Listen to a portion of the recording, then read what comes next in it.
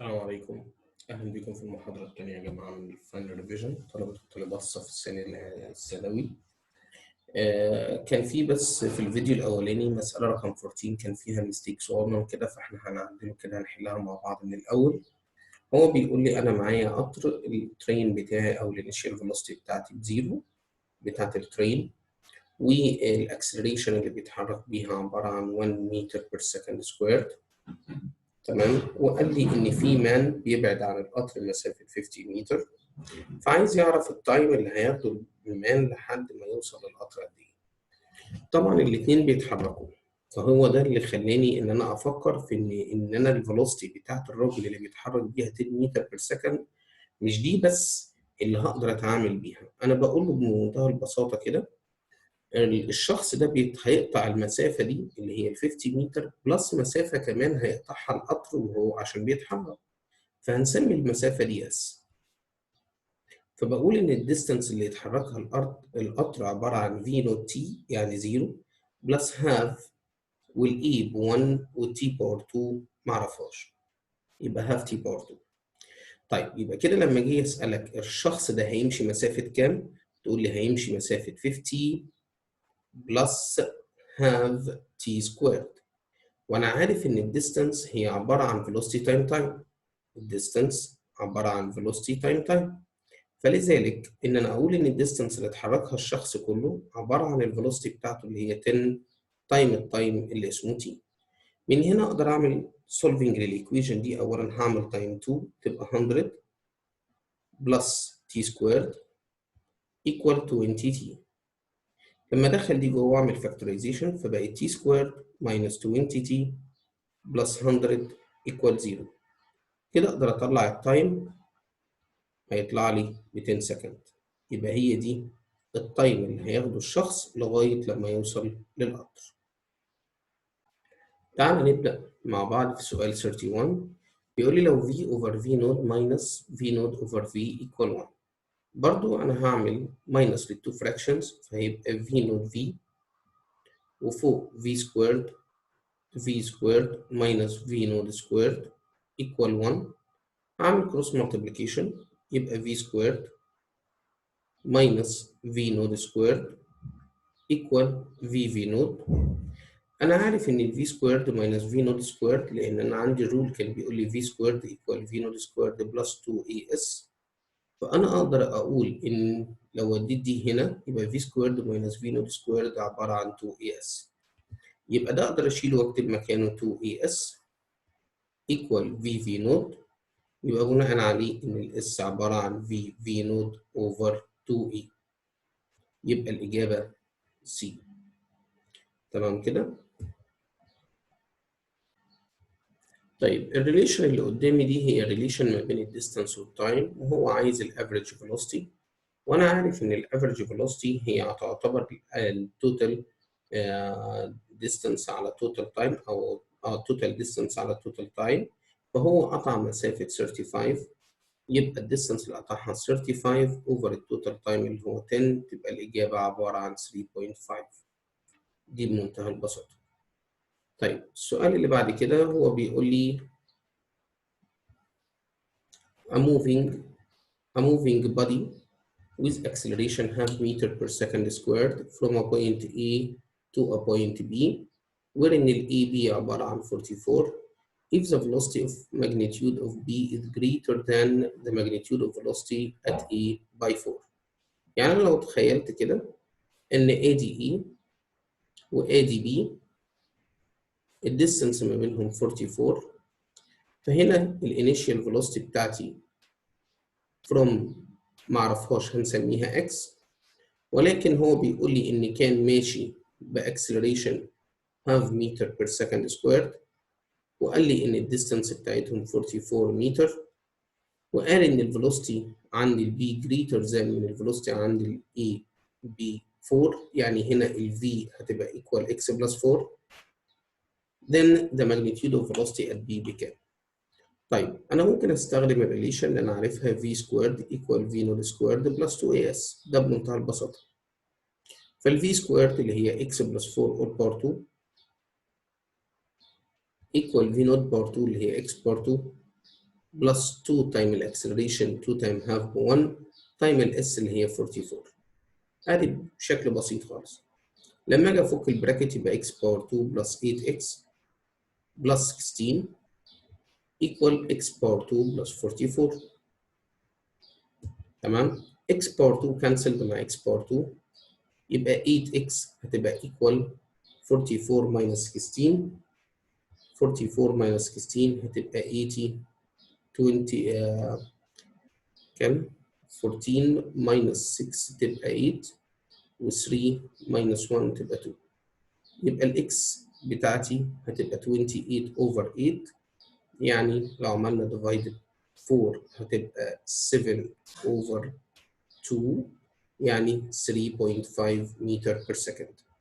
دي الفيلوسيتي اللي اسمها اكس اللي هي كانت عند الاي، لكن هو عايز الفيلوسيتي اللي عند البي، فبقول له ان الفيلوسيتي اللي عند البي هتبقى 3.5 بلس 4 يعني تبقى الاجابه 7.5 متر بير سكند. ادي الاجابه بتاعتي الفيلوسيتي عند البي. تمام كده.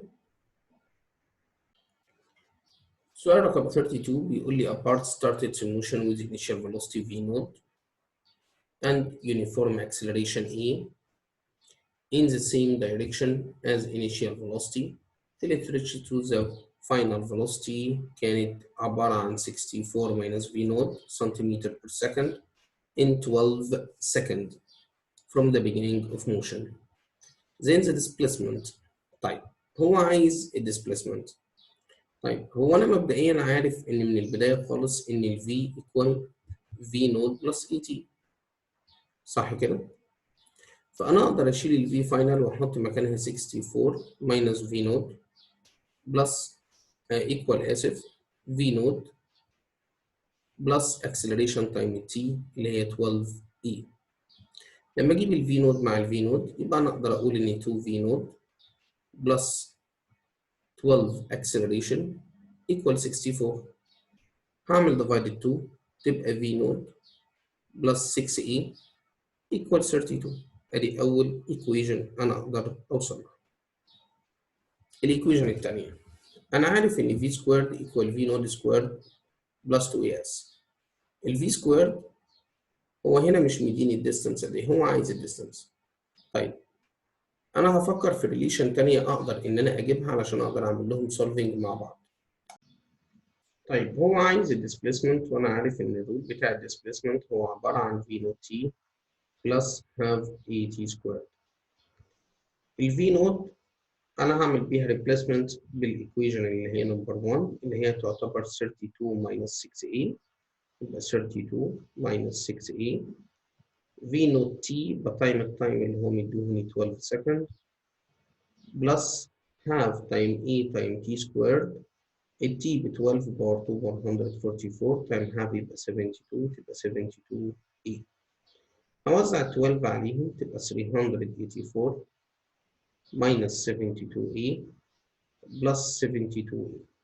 دي هتتكنسل مع دي يبقى الديسبيسمنت بتاعتي 384 متر.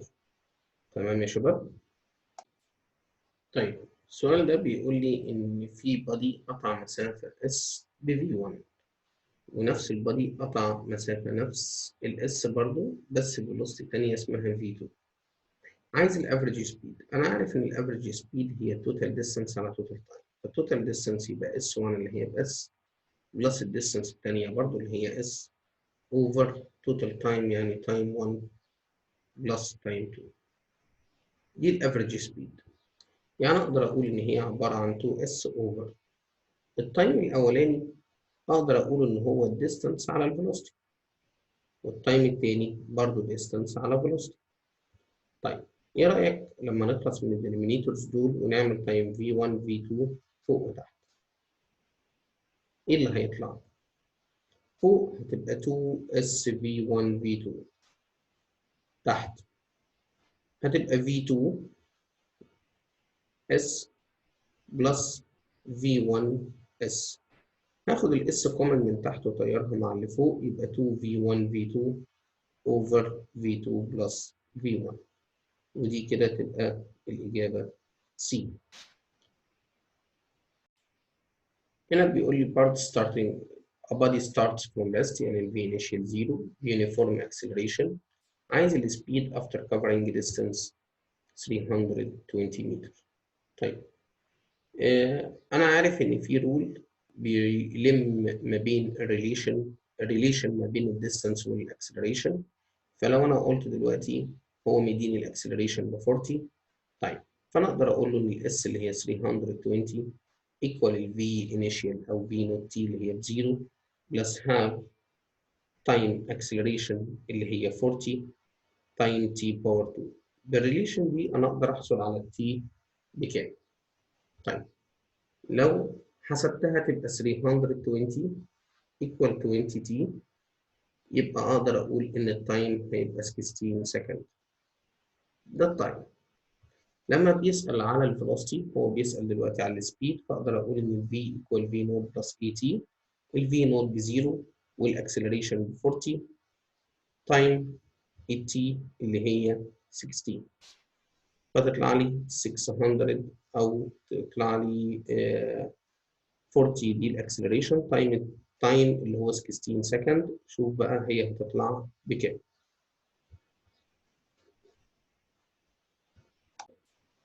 طبعا دي التايم باور 2 دي غلطة كنا هنقع فيها، فبناء عليه إن التايم يكون ب 4. فبناء عليه لما اجي اقول ان الفيلوسيتي هي ايكوال في نوت تي بلس اي في نوت بلس اي تي، يعني 40 تايم 40 دي 960 سنتيمتر بير سكند. دي سؤال رقم 34. طيب في المسألة دي بيقول لي train A moves with velocity 100 km per hour catch another train B of length 190 meter and moves with velocity 60 km per hour. يبقى أنا اللي فهمته لغاية دلوقتي عندي قطرين. القطرين واحد بيمشي ب 100 كيلومتر بير اور والتاني ماشي ب 60 كيلومتر بير اور، وكان اللينس بتاع القطر بي ب 190 متر. وبيقول ان القطر A passed completely the train B in 27 second. عداه بالكامل في 27 second. السؤال هنا هو القطر A ده كده مشي مسافة كام؟ ده كده القطر A الديستانس covered by train A هو قطع طول القطر بي اللي هو 190 بلس طول القطر نفسه اللي هو القطر اي، اللينث اوف اي. دي الديستانس اللي قطعها كلها. خلينا نتفق على دي. تمام كده. هما الاثنين او القطرين بيتحركوا، فبناء عليه انا هقدر اجيب الريلاتيف فيلوسيتي ما بينهم. الفيلوسيتي بتاعت ترين 1 وترين 2 عباره عن الريلاتيف فيلوسيتي ما بينهم، يعني اقدر اقولها ان هي 100 minus 60 يدينا 40 كيلومتر بير اور. ال 40 كيلومتر بير اور دي انا هحولها لمتر، هعملها تايم 5 اوفر 18 عشان احولها لمتر بير سكند، هتدينا 100 اوفر 9 متر بير سكند. الريلاتيف فيلوسيتي دي هي دي اللي مشيت قطعت بيها الديستانس دي كلها. وانا عارف ان الديستانس اللي هي 190 بلس طول القطر اي هي ايكوال فيلوسيتي تايم. الفيلوسيتي اللي هي 100 اوفر 9 تايم التايم اللي عدى فيه 27، فدي هتدينا 300. اودي ال 190 الناحيه الثانيه، يبقى اللينس بتاع القطر هي عباره عن 110 متر، وهو ده اللي هو عايزه.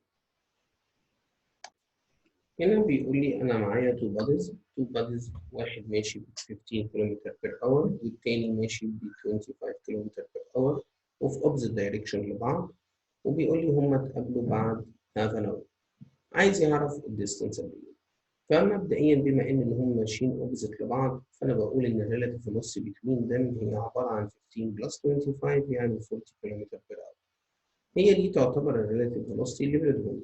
لما يطلب الديستانس اللي قضاها في نص ساعه، يبقى بمنتهى البساطه هقول 40 تايم هاف تدينا 20 كيلومتر.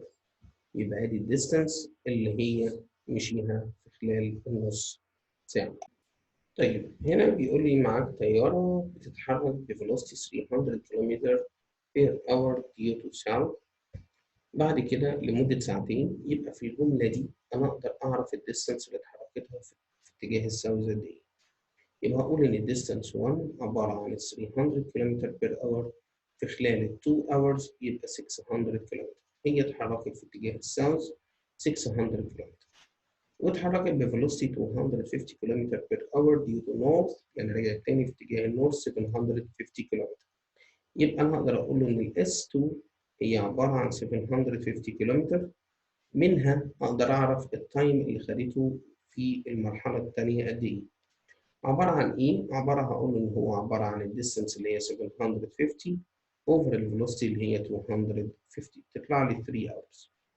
تمام؟ والتايم 1 طبعا انا عارف ان هم كانوا 2 hours. فلما يتكلم على الافريج سبيد اقدر اقول ان الافريج سبيد هي توتال ديستنس اللي هي 600 بلس 750 over total time اللي هي 2 hours plus 3 hours. تعالى بقى نحسبها. ادي 0 5 و7 بلس 6 تبقى 13 over 5. لما اجي احسب الحسبه دي 250 تقريبا او 260، مش عارف، ممكن نعملها بالكالكوليتر احسن. 270 يبقى 270 كيلومتر بير اور. ماشي كده؟ طيب تعال نشوف المسألة. هنا أنا معايا بيقول لي competitor moves with uniform acceleration passes through 3 collinear points. أدي 3 collinear points من أول ال A بعد كده B بعد كده C. قال لي إن الفيلوسيتي أو ال AB قد ال BC الديستنس بتاعتهم 20 متر. ده 20 وهنا 20. If the speed at E كانت الفيلوسيتي هنا كانت ب 8 متر بير سكند، الفيلوسيتي هنا عند البي كانت 12 متر بير سكند، هو عايز الفيلوسيتي عند السي بكام. فأنا هشتغل على مرحلتين يا شباب. هشتغل في الكيس الأولانية من ال A ل B. أقدر أستخدم الرول إن هقول إن الفاينل فيلوسيتي اللي هي 12 باور 2 equal الانيشال فيلوسيتي اللي هي 8 باور 2 بلس 2 تايم اكسلريشن تايم الاس اللي هي 20. ومنها أقدر أحسب، هقول 144 equal 64 plus 40 time acceleration. يبقى لما أقول 144 minus 64 هتدينا كام؟ هتدينا 80. يبقى 80 equal 40 time acceleration بالنيجاتيف أو بال 40 time acceleration أقدر أقول إن الأكسلريشن بتاعتي بقت 2 متر بير سكند سكوير. دي الاكسلريشن. لما اجي اشتغلها من البي للسي، ودي الكيس الثانيه، برضه هشتغل بنفس الطريقه. هقول ان الفيلوسيتي عند السي تعتبر الفاينل فيلوسيتي في سكوير ايكوال الانيشال فيلوسيتي اللي هي 12 باور 2 بلس 2 تايم الاكسلريشن اللي هي 2 تايم الاس اللي هي 20. تبقى 144 بلس 4 تايم 20 تبقى 80. تبقى الاجابه 4 2 2 اعتقد. يبقى هقدر اعمل سكوير روت ل 224 equal 4 root 14. يبقى الفيلوسيتي عبارة عن 4 root 14، وهي دي الإجابة اللي عايزها عند السي. طيب تعالى نشوف السؤال اللي وراه.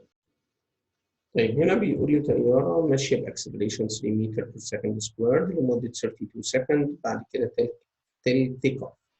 then the covered distance بيسأل على الديستنس.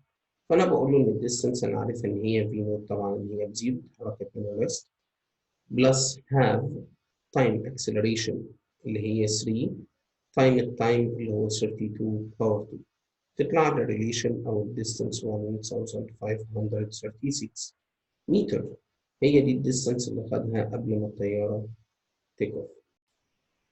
طيب هنا بيقول لي the distance between two planes كان 20 كيلومتر، يعني المسافة ما بين طيارتين حربيتين 20 كيلومتر.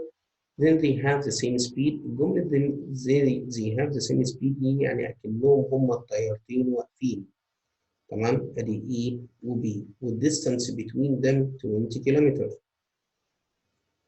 واحدة فيهم ضربت روكت بفيلوسيتي 300 كيلومتر بير اور. يبقى هنقول ان دي الفيلوسيتي بتاعت الروكت.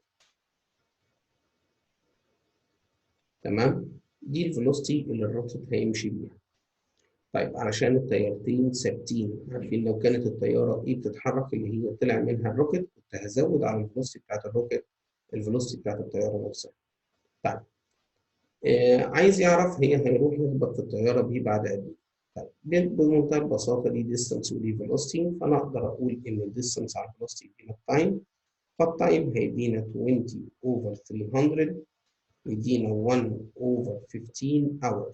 بس هو عايزها بالمينت، فانا هعمل تايم 60 هتدينا 4 مينت.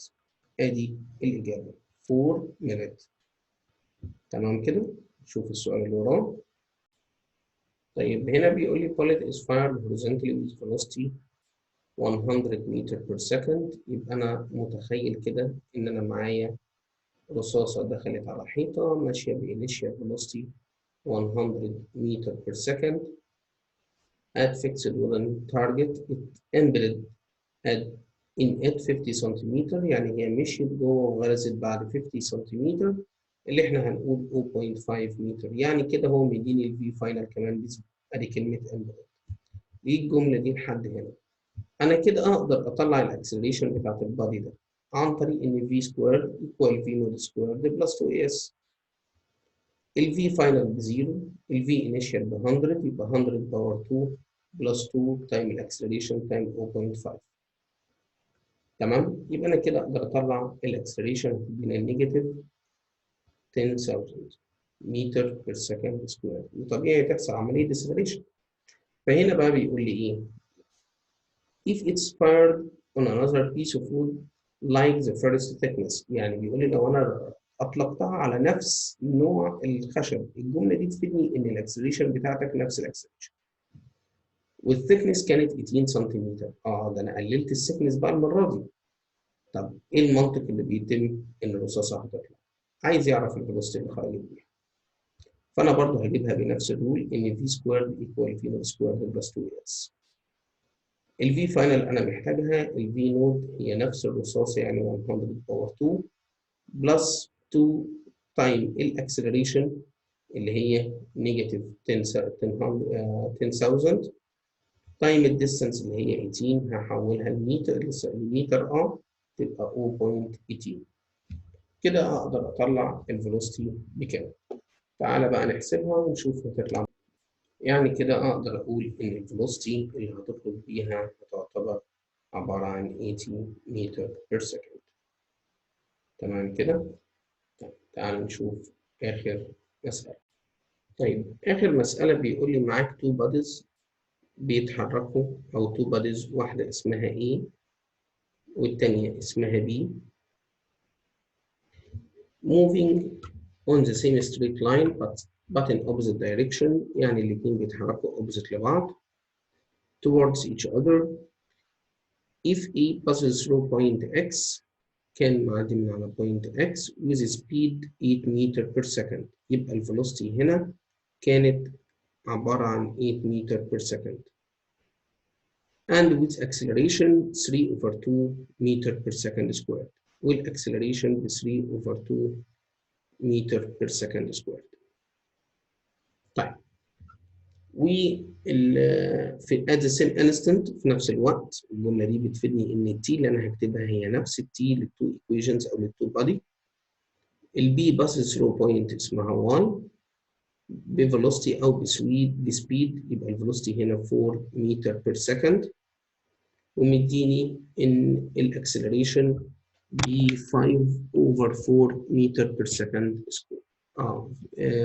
acceleration 5 over 4. تمام؟ والديستانس ما بين الاكس والواي كلها على بعض 64 متر. هو بيسأل امتى هيتقابلوا؟ then the time taken to meet. انا هفترض ان هم اتقابلوا هنا في المكان ده. المكان ده هفترض ان دي هنسميها x، او مثلا distance s، يبقى اكيد دي 64 minus s. دي بمنتهى البساطة. طيب انا لما باجي اقول ان المسافة s اللي اتحركتها دي s، أقدر أقول إن هي عبارة عن V نوت T يعني 8T بلس half time acceleration اللي هي 3 over 2 تمام T سكويرد وأنا معرفش التي بكام. ننظف الريليشن دي يبقى هقول 8T بلس 3 over 4 T سكويرد. طيب أقدر أقول إن الباقي المسافة التانية اللي هي 64 minus S تمام 64 minus ال S equal برضو نفس الكلام هقول V نوت T يعني 4T بلس half AT سكويرد يبقى half time الاكسلريشن اللي هي 5 over 4 نفس التي سكويرد.